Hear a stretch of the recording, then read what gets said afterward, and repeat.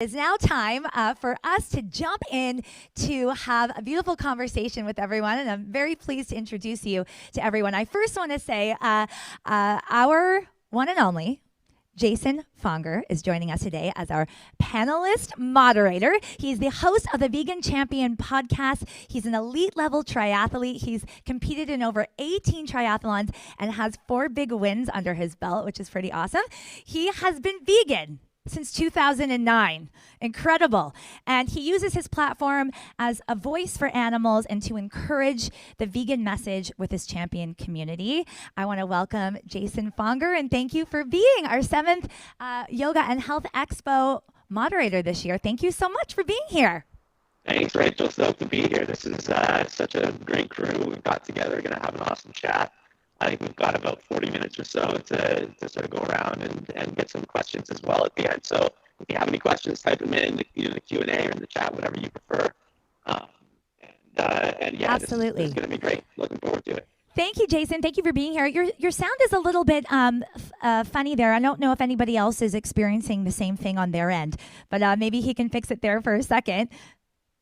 Hello? I'm going to have to hop out and come back in. So okay, he's going to hop out and come back in. And in the meantime, I am also just going to welcome our panelists who are joining us here today. And I want to say a very special thank you to you all. And first of all, I want to say welcome to Muzammil Ahmad, who's joining us. He's a plant-based nutrition and medical student with a master's in psychology and certification in nutrition. He believes a healthy lifestyle starts with a healthy diet and whole plant food. Welcome, Muzammil. I also really love the content he posts up there on Instagram, and I'll be posting that in the chat as well so you can follow him. Secondly, I want to introduce Dr. Mathhew Nagra. He's a plant-based naturopath doctor based here in Vancouver. He's devoted to bringing the most up-to-date evidence-based nutrition to his patients and his community, and is always insightful and providing outstanding content as well to his followers. I'm a huge fan of him as well. Thank you, Doctor, for joining us here today, and happy Father's Day, guys. Also, I want to welcome back our guest speaker now as a panelist over there in Nicaragua. Hopefully she's enjoying a beautiful day over there today. I want to welcome back Pearl Cicci. She is a nutritionalist, health and fitness coach, and she uses her platform to inspire her community to optimize their health using plant-based diets and encourage a feel-good attitude. Welcome back, Pearl Cicci. And lastly, I want to thank very much Florian Wüest for being here today, way past his bedtime over there in Europe. Thank you so much for joining in from Poland today. Florian is he is also here today joined. He is a plant-based fitness trainer, and he's been vegan for 6 years, and he encourages vegans to get into the best shape of their lives and feel their best doing it. And also, he has 25,000 vegans joined in across all of his platforms. He has an incredible YouTube. Check it out.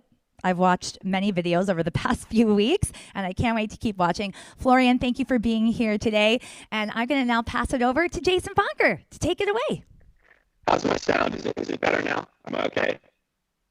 It's still a little bit. It might be because of your headphones, because of the Bluetooth. If you take those off, let me try. Definitely. Sounds like Darth Vader. Yes, a little Darth Vader-ish, but you know what? This is our how we're navigating these days on Zoom, which is great. So, how about now, Jason? Let's try this. How's this? Hey, Here we go, guys. We're in business. Thank you so much, Jason, again. And we're looking forward to this discussion, guys. Take it away, Jason. Great. I'll just make sure I'm on top of muting myself so we don't get any funky echo or anything like that, but should be good. So, yeah, this is going to be so much fun. I want to start off. Let's just go around real rapid fire, real quick. Okay. So everybody, I want to hear 30 seconds or less. What was your first meal of the day? And I won't say, did you eat breakfast? Because I know lots of people are skipping breakfast these days, so we won't get into that. But first thing you ate today, give it to me in 30 seconds. I'll go first. So I actually got up today. I was up at 6, and I had to be out on the golf course. We had a tee off time at 5 for Father's Day, me and my brother and my dad and my brother's fiance's dad. We all went out. And I just said, you know what? I got to grab something quick. I got to be able to have it on the golf course. I grabbed 3 Cliff Bars. Full transparency, grabbed 3 Cliff Bars. There was 1 chocolate chip. There was 1 macadamia nut. And there was 1, what was the last one there? The chocolate brownie or something like that. So they're all vegan, convenient. is it the best, most whole food ever? No, but did it work for me today? Yes, it did. It's the first thing I had. So I'll pass it on. I don't know if everybody's got a different order. So why don't let's just pass it around. So everybody pass it to someone else. I'll pass it to Muzammil. Muzammil, what was your first meal of the day? Yeah, so today, just like you, I was in a hurry as well. I had to meet up with someone to study. So what I did was I just took 2 pieces, actually, that's a lie, 4 pieces of whole grain bread with peanut butter on top, all natural peanut butter, organic peanut butter, and sliced up some banana, put that on top, and sprinkled some hemp hearts, some seeds on there, sunflower seeds, with a side of a few different types of fruits, and that was my breakfast. Awesome. Let's pass it over to, how about you, Pearl? What did you have today? This morning, I got up a little later than usual. I went out last night. So I had, my staple is I eat eggs. So I had eggs, scrambled eggs, but mostly vegetables. So I had a little salad, I had lettuce, avocado, I had a couple, like 4 pieces of potato wedges. And then I had eggs, beets, carrots, tomatoes, jalapenos, onions, spinach, a couple other things in there. And that was my breakfast. Awesome. What about you, Florian? My breakfast is very similar to my nutrition in general. And that can really be summed up with kind of 3 things. Number 1, simple, boring, and almost Spartan-like. So at breakfast was literally just, oats mixed with water. I had a bottle of water as well, my first one of the day, and my coffee. I really like coffee. So that was my first meal of the day. Very cool. Spartan-like. I like it. And Dr. Mathhew Nagra, how about you, man? I had oatmeal as well. So just oats with water, steel cut oats. I threw some frozen blueberries, banana, flax seeds, cinnamon, and then I also had green tea with it. That's what I do most days, I'd say. Very cool. Very cool. All right. So yeah, because it's always nice, people who may be watching this, they may not be super familiar with, plant-based ways of eating. And it's kind of like, well, what am I going to eat? So I think it's always nice to hear, what people are eating, and just to get some ideas. So hopefully people got some ideas from that. Okay. Next thing, and now feel free to take a little bit longer, although we'll keep things moving, take a couple minutes if you like, but I really want to hear from everybody, how did you first get into plant-based eating?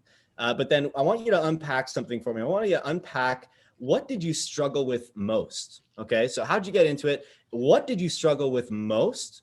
And then that 3-part question, hopefully I'll keep track, is how did you overcome that, right? How did you overcome that challenge? So whatever it was for you. So for me, I got into it. I read the album liner notes that, really just told me about what was happening to animal exploitation. I didn't want to be a part of that. I was also having some health issues that led me to this way of eating, but I struggled with, when I first got into it, it was like, you got to be raw. You can't eat, you can't eat cooked food. You can't eat too many, fruits or anything like that, very restrictive. And I struggled to eat enough. I lost a lot of weight and I started to get really low energy. But then, I started looking at what athletes eat. And when I looked at that, and it's like, okay, if you want to be, a runner and an endurance athlete, you're looking at like at least 10 grams of carbohydrates per kilogram of body weight per day. And I'm like, wow, okay, that's a lot of food. And if it's plants, you gotta eat more volume to get those energy needs met. So for me, it was like realizing, okay, I gotta make sure I'm getting my energy needs met.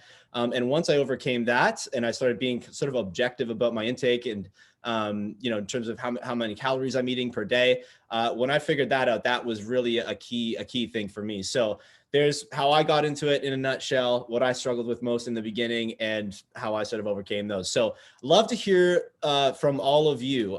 So let's go again. I've got you next to me, Dr. Nagra. So everybody's moving around, but I'll head back to you. Give us your insights here. Yeah, I'll try to give the short version because it can be kind of long. But when I was younger, I had a host of health issues, asthma, allergies. I was overweight, and I actually had a personal trainer around when I was 15. Training for football at the time. And he actually promoted a more plant-centric diet. He was very much in the camp of, we should be reducing or eliminating dairy intake, reducing meat intake. He did still eat, fish and that, which is definitely within the realm of a healthy diet. And it wasn't until he wanted me to record everything I ate. So he wanted me to do a food diary. And I was just so scared that he was going to see how bad my diet was because it was just not good. So I decided, okay, I'm just going to clean up my diet for these couple of weeks. I'm going to eat the way that he suggests, and he's going to be so impressed with me. And I just felt better. I started losing weight. My energy got better. And just in a really short period of time, my asthma seemed like it was doing better. So I just stuck with it. And over the course of a couple of years, I just learned more and more about it until eventually, went all in a couple of years later, went 100% plant-based and have been now for over 10 years. The thing that I'd say I struggled with is funny enough, I never struggled with the actual like eating the diet part. I actually did pretty well with that. I found it pretty easy. It was more back then, especially, it wasn't as popular as it is now. I had no friends or family who were eating this way. It was when I was at university, I found some people or met some people in my area through like online forums and things like that. And ended up meeting them and kind of becoming a part of that community. But I'd say that was the challenging part back then, but now it's a totally different story. Thanks. And how about you, Pearl? Tell us about, I mean, I know you sort of, you were speaking a little bit before, but can you elaborate on some? Yeah, for sure. So I talked about a little bit before at the beginning, but basically never really been a big fan of meat. I always ate only a little bit at home. My dad was like, what the heck? So when I moved out, I didn't buy any meat products, mainly because I don't like touching it. It really grosses me out. So that was easy for me. And then I was about 90% plant-based, I'd say. I'd eat eggs here and there. Really, that's about it. No dairy, no cheese, I don't like that stuff anyway. And then transition, I felt really good. I was learning about all the benefits, like at the cellular level, all the nitty-gritty throughout my nutrition and my education. So that was really cool to know. I was like, oh yeah, I'm eating this, give me this. So it was a big motivator for me. The challenge for me back then when I was at home would be the resistance around family and friends. That was the biggest thing. And everyone's like, oh, like why are you not eating this? Like in my culture, I was born in Ghana. My mom's very much food is her love language. And when I eat some of her food, it like tells her I love her, blah, blah. So I wouldn't eat it. She would get so offended. Oh my gosh. And it would cause friction. So that's when I was like, okay, maybe I'll have like a little bit, I'll try some here and there. So that was like my little flex because it hurt me to make my mom sad.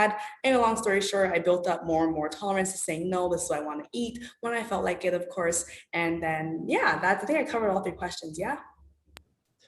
I think you got it. Yeah. And I think it's such an important one because I think, so many people struggle with those expectations of, you need to eat this is like, the family recipe or whatever. And there's a lot of friction that happens there. So yeah, I think that's an important one.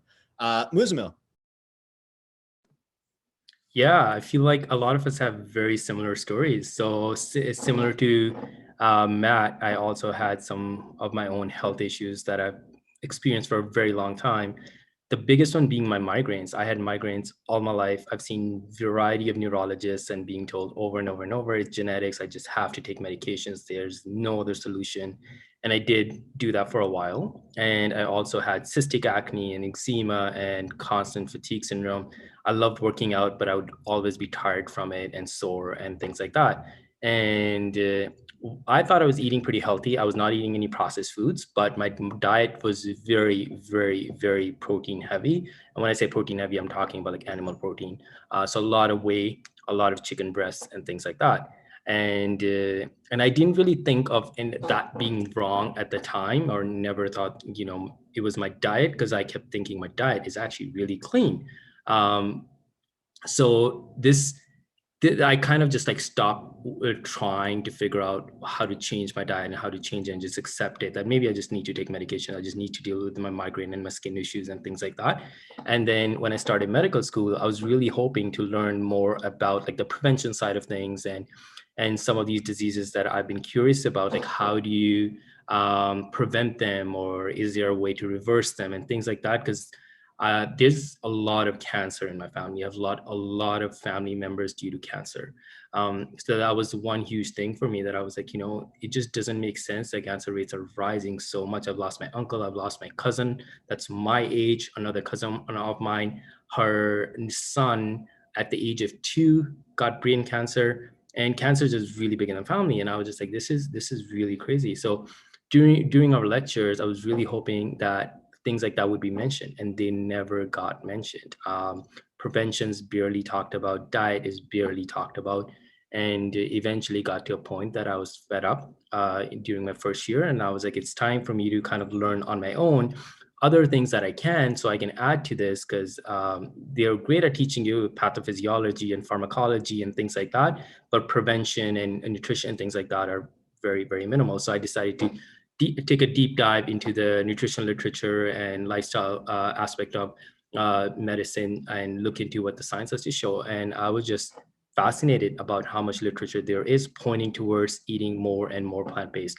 And the more I looked into it, the more I got convinced, and I decided I'm going to do this first myself. I actually didn't even tell people that I was going to do this. I kind of did it, and I wasn't even thinking about going vegan or 100%, but I just started feeling better and better and better, to a point that I was like, holy shit, I haven't had a migraine in a while. Like, this is not normal for me. I'm used to getting migraines. And eventually I decided I was going to go 100%, and I haven't had a migraine since I've gone plant-based, and I used to have migraines all the time. So that's a huge thing. My skin has cleared up. My energy level has been really high. And in regards to my struggle, no different than what Matt said. It was like the aspect of friends and family, especially the tough questions that often come up. Like, when it came to the science, I had done my research, so I was able to answer those. That was never an issue, but it always came down to like the culture or the religion, and those things can create a lot of arguments. So initially I was just not answering them. I was like kind of just taking a mental note of all the questions. And then I just decided to read up a lot on that. And then I just looked into it, and I realized that, a lot of the questions they had, there are answers that I was able to find. And then I was eventually able to have those conversations with those people and convince them that it doesn't matter what religion you are, you can still be plant-based, right? So things like that. And now a lot of my family members, none of them are vegan, but a lot of them, most of them are like predominantly plant-based, because I was able to satisfy their needs for those type of questions. So that was a struggle I had. And I also came across this ebook that I recommend people check out in regards to dealing with your friends and family. It's by Earthling Ed. It's an ebook. I think it's like Dealing with Your Friends and Family. I think that's what it's called. If you go to his website, you'll find it. It's a great resource for type of questions families usually have in regards to like and how to deal with friends and family. So I would say if anyone's struggling with that, like, go download that ebook. It covers a lot of those questions.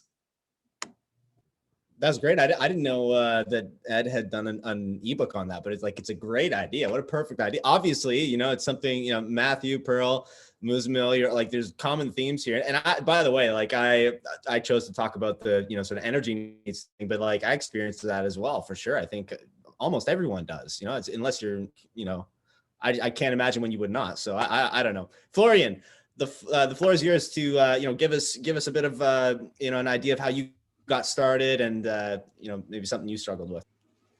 I think I had my fair share of struggle along this way. I'm a fellow vegan as well, since 6 years. And before going vegan, I was a super heavy meat eater, similar to what Muzammil touched base on there before. So I was literally eating 1 kilo, so 2 pounds of chicken a day, a few eggs in the morning, a lot of milk during the day, just a very kind of fitness centered and a clean diet. So the way I first came into touch with veganism was kind of by accident. I was not asking for it. My girlfriend at that time gifted me a book called Eating Animals by Jonathan Safran Foer. And that is just a very powerful book in showing you how your food choices really affect sentient beings, the environment, and how messed up essentially the system is. And then I would love to say that I could, within 1 day, I just became vegan overnight.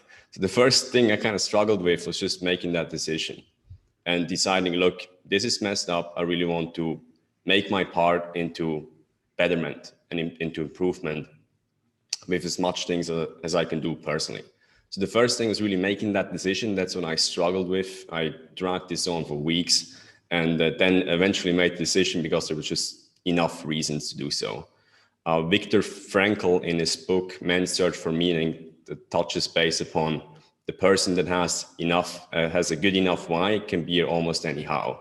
So you must have enough reasons to make that decision. And for me, that was going for that vegan for the animals. Second thing that I struggled with once I went vegan was just the uncertainty. I felt like a pioneer. No one around me was vegan, so I really need to figure everything out. And the best way I personally dealt with that uncertainty was just acquiring enough knowledge, really understanding how this works, so I know that I'm on safe grounds. The third thing, last thing I struggled with is probably, again, the social setting, friends and family. And that was, I think, one of the persistent struggles and the hardest struggles to deal with, because I realized as a vegan, you kind of give people a lot of fodder for attacks. So people are looking at you like, okay, your life is not great because you're vegan, or that is happening because of veganism, or, you know, you have this because of veganism. So that's a common theme. The way I kind of improved that one was just, I realized, look, I want to give you less reasons to attack me. So I started improving myself, and I realized that the best way to really go out of that struggle is to become a positive vegan role model and be the best version of yourself that you can be. So that is my story. Absolutely. I can totally relate to that. I mean, that's a huge part of why I have that motivation to go out and race, right? To go out and try to be that good example. And, you know, a couple of times been able to stand on the podium with the vegan shirt or whatever, and everybody's kind of like, oh, like, where does he get his protein, or whatever they're thinking? I don't know. But you know, so many common themes here, and it's great to have all of your perspectives on, you know, how you sort of overcame these things, because sure enough, there's someone who's listening to this and they're thinking, oh, you know, maybe want to go more plant-based or go vegan.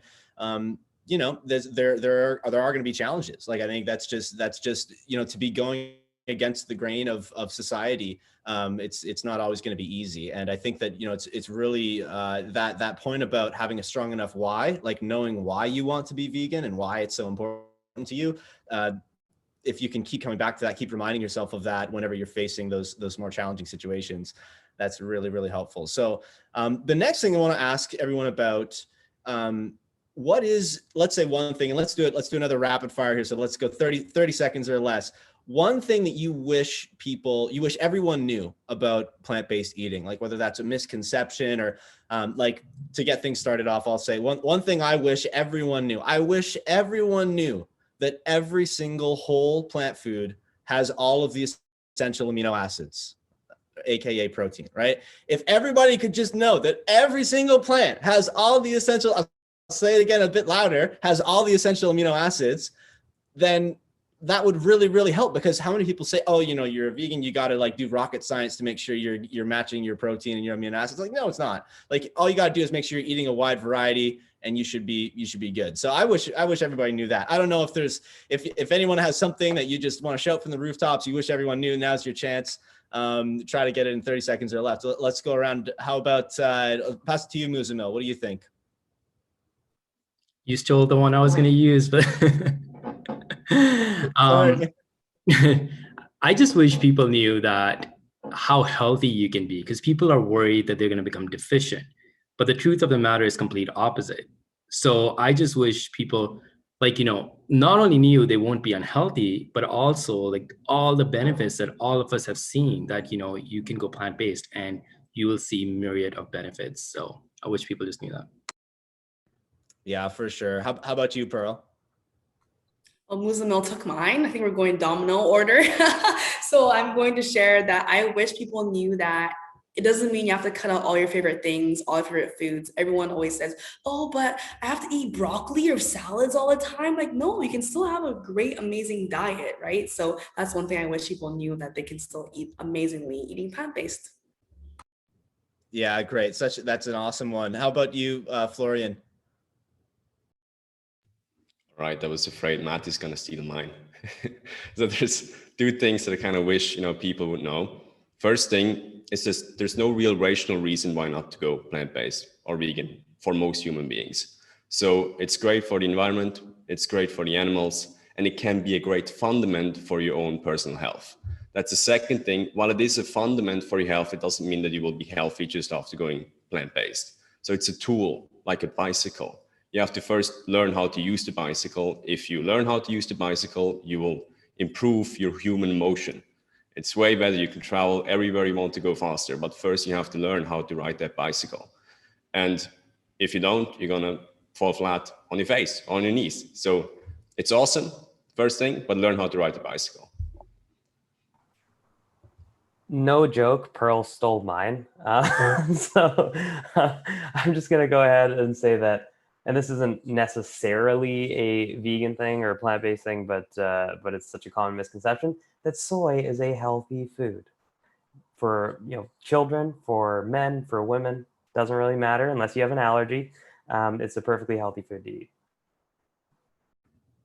Love that one. Yeah, some real gems in there. Florian, I kept thinking about the bicycle. It's sort of like people if you go and you ride a bicycle but you try to pedal with your hands and then you blame the bicycle, then it's not going to work well. You got to make sure you're doing things right. And so that's why it's great to get all of us together and hopefully give people some guidance as to how to do it and succeed and thrive. So I think the next thing I'd like to get into here, we're kind of coming to the end and we want to have some time for questions. I think one thing I'd like to hear from all of you is in the next, if you could look forward now to the next 5 years, right now it's really, I think it's such an exciting time to be in this space because there's so much happening. There's so many companies. There's, here in Canada, we have, we had the Canada Food Guide make some pretty serious changes in 2019 in terms of the tone that they're setting for the food people should be eating and promoting more plant-based. There's lots of things happening, lots of changes happening.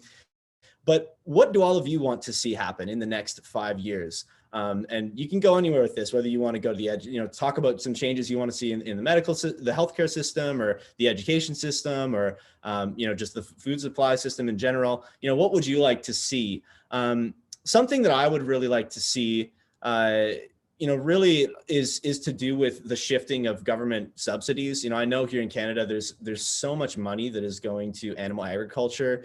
Over the last 10 years or so, it's been 89% of government food subsidies, according to Nation Rising, which is a group here in Canada that everybody should check out. Go check out Nation Rising. If you don't know them, they're trying to make these kinds of shifts happen and get more funding into plant-based foods. So 89% of government food subsidies in the last 10 years have gone towards they've gone towards animal agriculture. Only 11% is going towards plants for human consumption. I see that as a huge opportunity for change, to start shifting things so that we can make plant foods more accessible, more affordable.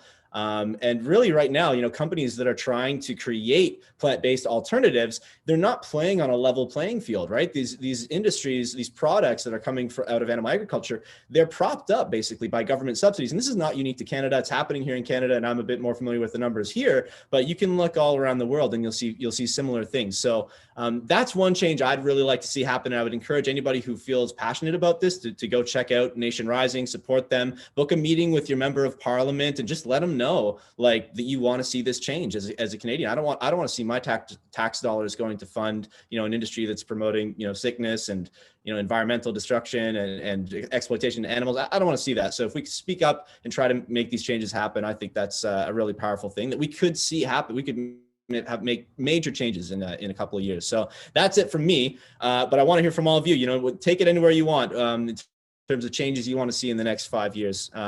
Dr. Mathhew Nagra, I'll pass it to you first. Yeah, and you mentioned the Canada Food Guide, and I thought that was such a huge step that we made a couple years ago.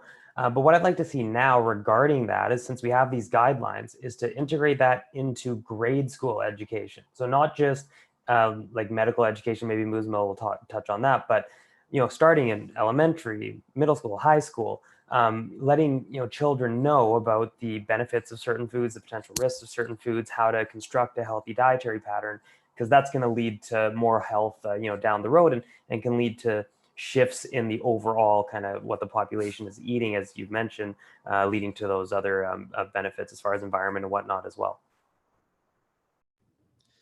Yeah, great point. And I love that. So I'm choking on my water here a little bit. Pearl, I'll pass it over to you while I try to recover. Hope you're okay, Jason. Yeah, Dr. Mathhew Nagra, I completely agree with that one. I was going to say that. Everyone keeps stealing my stuff. No, okay. But we all have very similar mindsets, which I love. So I want to share what I really want to see happen is a more preventative approach to health and alleviating symptoms and just overall health. There's so many things that can be relieved or fixed for the most part, just through changing our lifestyle habits, changing our dietary patterns, what we eat, how we move, our environment, what we're using on our skin, so many things that we can really make a big difference. I've had, especially you guys share some things that, your migraines, Muzammil, and just feeling better overall, from eating, we can have amazing results. And I think that's such a big gap in the system because we're very much more reactive versus proactive. And I would love to see a bigger shift towards encouraging, like, hey, before you think about putting all these pills down your throat, maybe look at your diet. And I know we're getting better at that for sure, but I'd love to see like a really big push where everyone's thinking about their dietary and lifestyle habits first before thinking of the medications. Absolutely. Florian, I'll pass it over to you next. I think I have the same end goal with you there, with the governmental regulations, Jason. That would be really nice to see, but I think it will likely be more a 10, 20, 30-year time frame that we're touching base upon, because I think the minimizing factor to this, or the limiting factor, or the bottleneck to achieving this, is really the economy of scale for vegan companies such as Beyond Meat, Eat Just Inc., and those other awesome companies that will really make sure that the green premium essentially of vegan products goes down. Because once consumer demand shifts to more plant-based meat alternatives, or plant-based egg alternatives, and plant-based milk alternatives, the government has also more incentives to really shift those regulations. Because right now, if you have an industry that employs a lot of people, I mean, you're kind of dependent on them. You cannot just say, look, we're gonna switch to plant-based meat. I mean, I would love they say so, but it will be a rather drastic shift. So I think the way it will really come about is through governmental regulations. And there's three things I think that we can do to do that. Is number one, support vegan companies, either by buying their stuff or investing in companies. That's a great thing. It's kind of team right now in the US with the investing, with the Robinhood stuff and all that.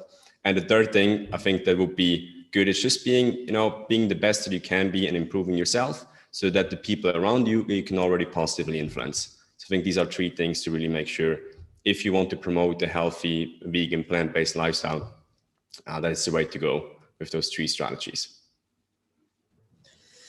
We got to make it happen faster than that. I'm glad you agree, but I think the timeline, we gotta make it happen. We gotta figure out a way. If it's, people are employed, it's like, okay, well, let's figure out ways to transition these businesses and these farmers and this whole system. Let's figure out ways to incentivize that shift. And I mean, we can have more back and forth on that. I love talking about this stuff, but I think there's a way to make it happen faster, and it's important enough that we got to make it happen faster, that we don't have 10, 15, 20 years. I mean, I think the faster the better. Obviously, we want it to be, as smooth a transition as possible. We don't want people, we don't want mass amounts of people without jobs and struggling to, provide for themselves. We want to try to navigate that as best makes sense, but I think we can do it pretty quickly. I'm going to say 5 years. I want it faster. So wait, do we get everybody switching around? I think do we hear from you on this? Muzammil, it's your turn, right? Yeah. Yeah. So a lot of amazing points. I do want to bring up the medical school thing, because at the end of the day, most people trust what doctors have to say in regards to their health.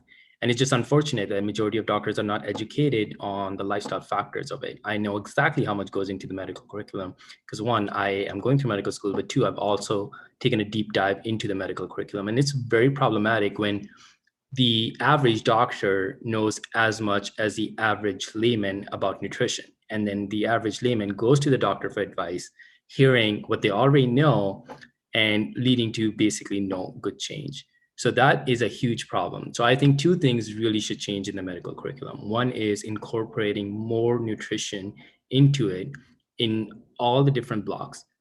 The other thing that's often never talked about is incorporating planetary health into the medical curriculum, because planetary health has a direct impact on human health.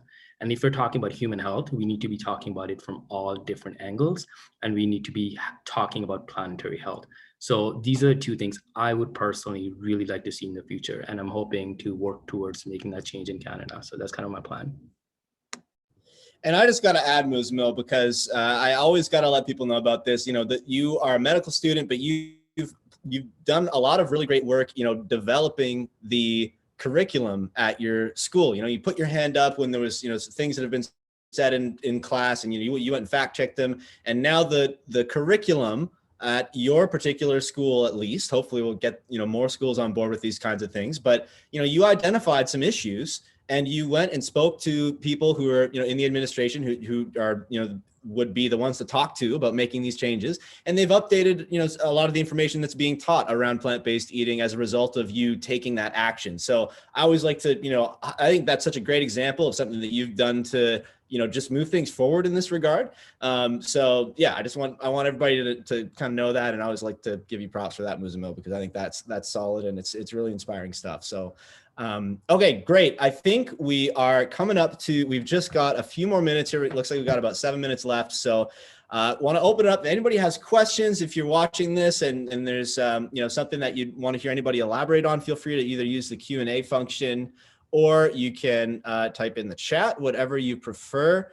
One thing that I would, just while we're waiting for, if anybody's got questions, one thing that I always like to sort of clarify, because I know, Pearl, you were talking about, eating balanced meals and, the different sort of, macronutrient, I guess, ratios, making sure you got your proteins, your carbs, and your fats.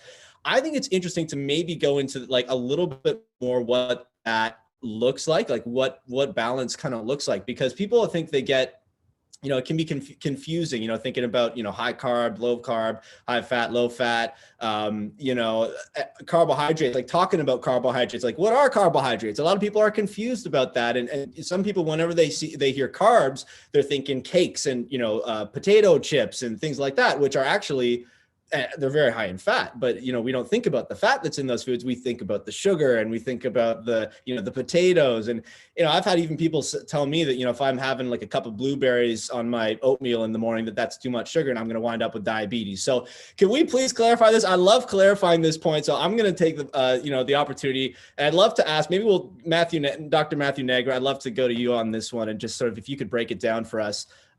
Because I know we had a question about diabetes and would just love to hear your thoughts on this. Yeah, carbs get such a bad rap, and I still don't know why. I mean, if we go back to the global burden of disease studies, the largest study on disease and death risk factors in the world, they found the number one killer worldwide is diet. No surprises there. But amongst dietary factors, the number 2 and the number 3 risk factors for premature death were not enough whole grains and not enough fruit. Number 1 was too much sodium, which is obviously a marker for processed food intake. So people aren't eating enough of the whole grains and fruits, and it is likely in some places around the world driven by just lack of access, but in other places it may be due to that fear or hesitancy around carbohydrate intake. Now we know that different carbohydrate sources affect our blood sugar levels, our fat production in our liver differently. Whole fruits or whole grains do not lead to these spikes in blood sugar. They do not promote things like heart disease and that. And in fact, they actually combat it. Whole grains are probably amongst the most protective foods against most chronic diseases. Whole grains and nuts and seeds are probably right up there. Whereas whole fruit intake, we have studies on people eating 20 servings of fruits and vegetables a day, largely fruit intake, showing no negative impact other than really large bowel movements. So I don't see any reason for concern around fruit intake. In fact, we should be emphasizing fruit intake. I know I eat a ton of fruit, and I know you do too, Jason. And yeah, it's just something that we need to really clear up because these foods are incredibly health promoting. Matt, do you have an article on this that people can go read up? Because I think you might. I do have Instagram posts on it. I have one on fruit. I have one on whole grains and diabetes. I have an older one just on diabetes in general. And so if you go to my Instagram account and go to my carbohydrate guide, I have a guide on there. It links to all my posts on the topic. And I can't remember if I made an article for my website. I might have, but it would have been a while ago at this point. Awesome. We've got a question here, but does anyone else want to weigh in on the issue of sort of balance and macronutrients, helping people thinking about different where to get the carbohydrates from? Like Matt, I think you hit on it really well there. I don't know if anyone else has anything to add, but feel free. Muzammil, Florian, Pearl. Yeah, I was just gonna say that people obsess too much about like macronutrient breakdown because I see people asking. I get this question a lot on my Instagram. What's the right macronutrient breakdown? My personal trainer told me this, and I'm finding it really hard. They told me 30%, and I'm at 28%, and I'm finding it really hard to get to the 30%. And I'm like, you guys need to calm down. When we just look at the blue zones, for example, like some people eat a lot more carbohydrates, and some people eat a bit, like the Mediterranean blue zones eat more healthy fats. Whereas Okinawans eat a ton of, most of the, huge part of the calories from carbohydrates. So there's a varied range. At the end of the day, it's about eating whole foods, predominantly plant-based. I eat 100% plant-based, but it's about whole foods. If you want to eat more nuts and seeds, like, do that. If you want to eat more avocados, do that. If you want to eat lots of fruits, like myself and a lot of people here, do that. It just, at the end of the day, it's like stick to whole foods, and that should be the foundation of your nutrition. All right. I mean, you just mentioned nuts and seeds, and we do have a question here. Shay is asking, should nuts and seeds be soaked to detox before consuming? Anyone, feel free to unmute if anyone wants to weigh in on that one. I would say no, that they don't have to be. For some people with digestive concerns, usually more for legumes though, but can help with nuts and seeds, to possibly soak them might make it a little easier on digestion. But otherwise, I don't see any reason to have to soak them ahead of time. And as far as detox, I'm assuming you mean to lower like anti-nutrient levels, phytates, those sorts of things. There's really no reason to be concerned about that. Same here. I think, I'm a fan of flax seeds. So when I do eat seeds, I make sure that they're, pre-grounded so they get easily absorbed. But with the soaking thing, that is likely unnecessary.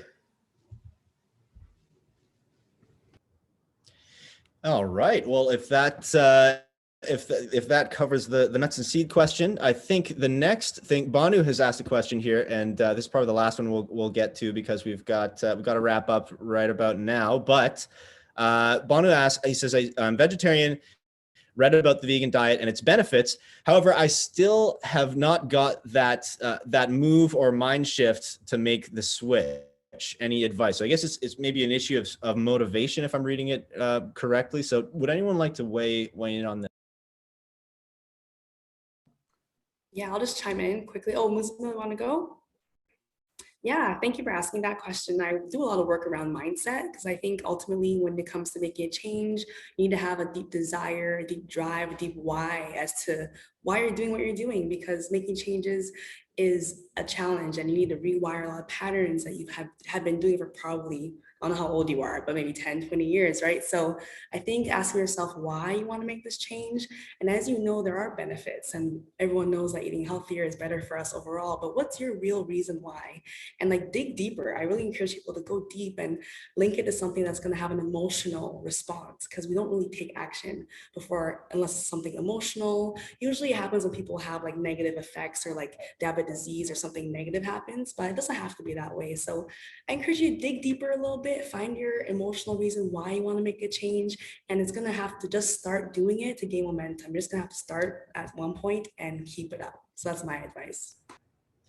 I want to add as well, I think when we say, because it is so important to find that reason that really resonates with you, and that makes you feel okay with sort of doing some things that might be a bit uncomfortable at first, and to get outside your comfort zone. It's like, it's worth it because what is it that's important to you? But I guess the trouble is, if someone doesn't really have that, it's like, well, how do you just find it, right? So maybe we can all recommend, like, if you have like a documentary or a book, something that you found to be particularly, resonated with you. For me, it was an album, but I remember watching, if you can sit through it and watch a film like Dominion, right? Like, or Earthlings, right? These documentaries that they really put you inside of our current, food system, which is exploiting animals on just like an unimaginable scale, like to sit down and actually spend 90 minutes or however long the film is to really look at where your food is coming from. If you're consuming these animal products, it really is. I mean, this is a yoga event. People who are here, it's spirituality, compassion, empathy. We need to extend this to animals, don't we? Right. And to create a better world, and to just be witnessing and knowing what's happening to these animals. I find that to be very powerful, but for some people they may not. And so there might be a health documentary or a book. Like, I'd love to hear from other people if there's maybe from the health angle or the environmental angle, or whatever angle any of you have sort of approached this from, just any resources or things that people can check out if they're looking for something. Florian, I see you're happy to go into it. I think you will likely see a pattern in what motivated you, because there is some baseline motivation there for you to ask this question, and for something that piqued your interest in the vegan or plant-based nutrition.